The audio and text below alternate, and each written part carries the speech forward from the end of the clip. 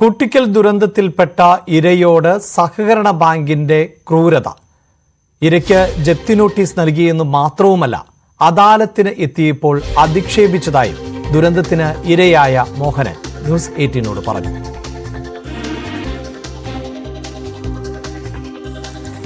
എനിക്കൊരു bank loan കിടപ്പുണ്ട്. ജില്ലാ സഹകരണ ബാങ്ക് NTR ബ്രാഞ്ചിൽ നിന്ന് ഞാൻ ഈ വീട് പണിയാനായിട്ട് ഒരു 7 ലക്ഷം രൂപ ഞാൻ എൻ്റെ ഭാര്യയുടെ പേരിലെടുത്തായിരുന്നു.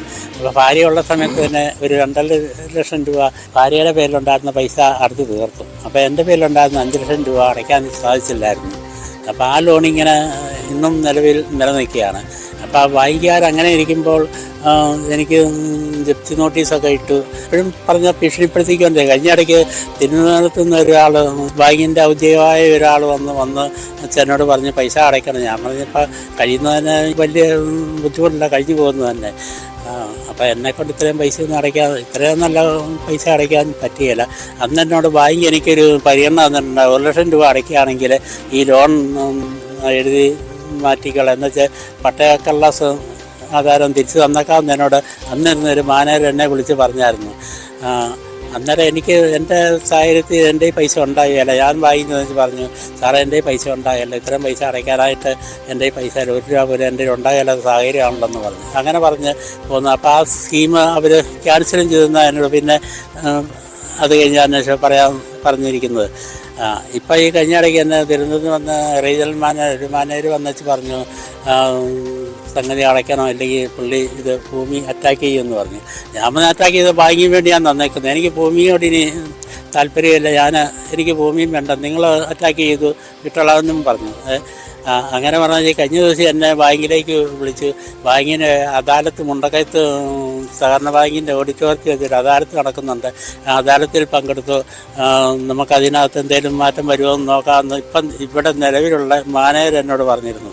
അതും പ്രകാരം മാനേജർ പറഞ്ഞ പ്രകാരം ഞാനവിടെ അദാലത്തിൽ ചെന്ന് പങ്കെടുത്ത് കഴിയുമ്പോഴത്തേനും ഒരു മാനേജർ എന്നെ കാണിച്ച ഒരാളിൻ്റെ അടുത്തല്ല എനിക്ക് സംസാരിക്കാനുള്ള അവസരം കിട്ടിയ, വേറൊരു ആളിൻ്റെ അടുത്താണ് കിട്ടിയ.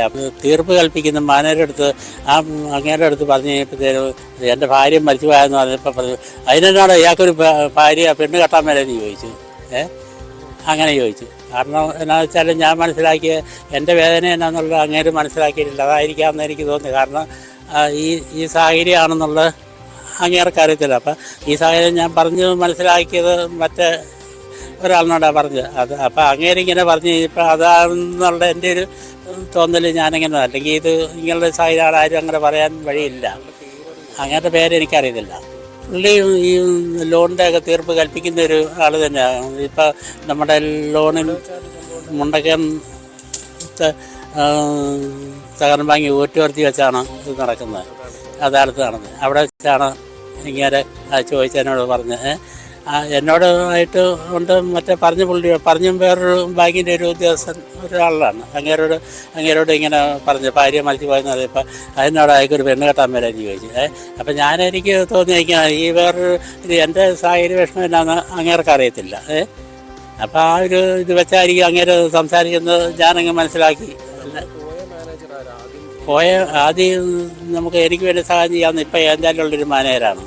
അങ്ങേരുടെ ഒരു കാരുണ്യം, അങ്ങേരുടെ പേര് എന്താണെന്ന് എനിക്ക് പിടിയില്ല. അങ്ങേരുടെ ഒരു കാരുണ്യം കൊണ്ടാണ് അങ്ങേര് എന്നോട് എൻ്റെ സഹതാപത്തിൽ അങ്ങേരെ കൊണ്ട് പറ്റുന്ന എന്ത് വേളും ചെയ്തു വരാം എന്നൊക്കെ അങ്ങേര് എന്നോട് സംസാരിച്ചിട്ടുണ്ടായിരുന്നു. അതുകൊണ്ട് പരമാവധി ഇനി ലോണിൻ്റെ ഒഴിവാക്കി തരാമെന്ന് അങ്ങേര് എന്നോട് സംസാരിച്ചിട്ടുണ്ടായിരുന്നു. സമ്മതത്തിലില്ല.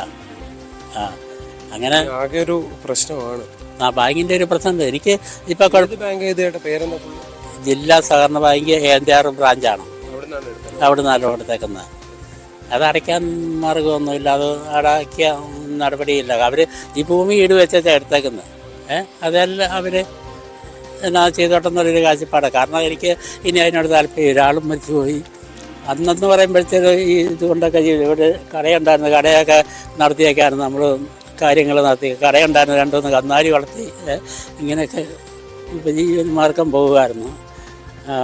അപ്പം ഇതൊന്നും ഇല്ലെന്നായിപ്പോയി. അതൊക്കെ കന്നാലിയൊക്കെ അന്നത്തെ രീതിയിൽ കിട്ടിയ വരയ്ക്ക് തന്നെ പിടിച്ചു കൊടുത്ത് അതിനെ വളർത്താൻ മേലാവുന്നപ്പോഴത്തേനും പിന്നെ ആൾ പോയപ്പോൾ നമ്മൾ പിന്നെ ഒന്നും നോക്കിയിട്ടില്ല. അങ്ങ് കിട്ടിയ വരയ്ക്ക് തന്നെ കൊടുത്ത് മാറി. ആർക്കെങ്കിലും പരാതിയോ വല്ലതും കൊടുക്കുകയോ ചെയ്തോ? ഇങ്ങനെയൊക്കെ ഒരു അധിക്ഷേപമാണല്ലോ ഇങ്ങനെ ഈ പറഞ്ഞ പോലെ. ഇല്ല, അത് ഞാൻ അതിനെപ്പറ്റി ഒന്നും അങ്ങനെ ചിന്തിച്ചിട്ടില്ലേ. അപ്പം ഞാൻ എൻ്റെ മനസ്സിൽ തോന്നിയതാണ് അങ്ങേരെ ഈ ഭാര്യ മരിച്ചതെന്ന് പറഞ്ഞ് നെയ്യം സാഹചര്യം മരിച്ചു എന്നുള്ളത്.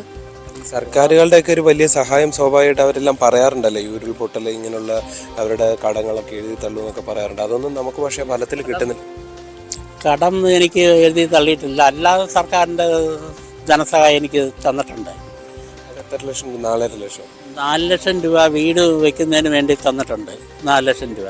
പിന്നെ ഭാര്യ മരണപ്പെട്ടതിൻ്റെ വിധത്തിൽ 4 ലക്ഷം രൂപയും പിന്നെ മുഖ്യമന്ത്രി ദുരിതാശ്വാസ നിധിയിൽ നിന്ന് 1 ലക്ഷം രൂപ, 5 ലക്ഷം രൂപ തന്നിട്ടുണ്ട് സർക്കാരിൻ്റെ വകുപ്പിൽ നിന്ന്.